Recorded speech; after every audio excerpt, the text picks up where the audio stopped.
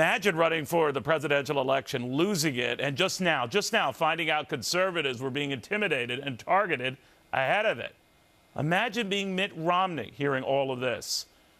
Well, you're going to find out what he thinks of all of this, because Mitt Romney will be here and only here live Friday. His first and only response that Friday here with us.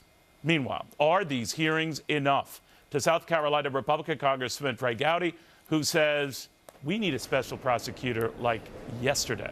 Congressman, the more this blows up, the more I think even some Democrats are acknowledging you might be right. Where does it stand?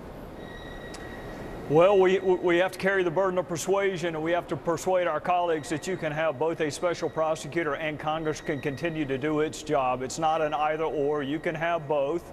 And when I hear testimony like I heard this morning, which is clearly criminal in nature, Congress is not equipped to investigate crimes. So we have no business investigating that.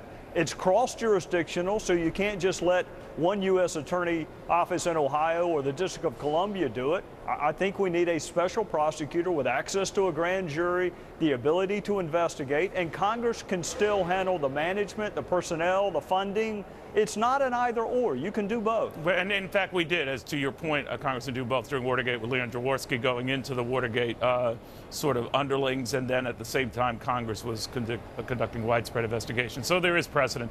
But a lot of people, especially among the prominent Democrats, are saying, well, for now, we're getting some answers through these hearings, and there's no need to appoint a special prosecutor. You say what? We may be getting some answers, but we're getting them in 5-minute increments. I cannot think of a less effective way to conduct an investigation than to let members of Congress have 5 minutes and then flip to the other side and then back to Paul Ryan or whomever's on our side in Ways and Means. It's just not effective. I mean, you need an FBI agent sitting down there for 5 days, not 5 minutes. You need grand jury. You need subpoenas. You need toll records. You need the ability to immunize if necessary. And Congress is just not good at that. So, yeah, we can get answers, but what can we do about it? Has anyone been indicted? Has anyone been brought before a grand jury?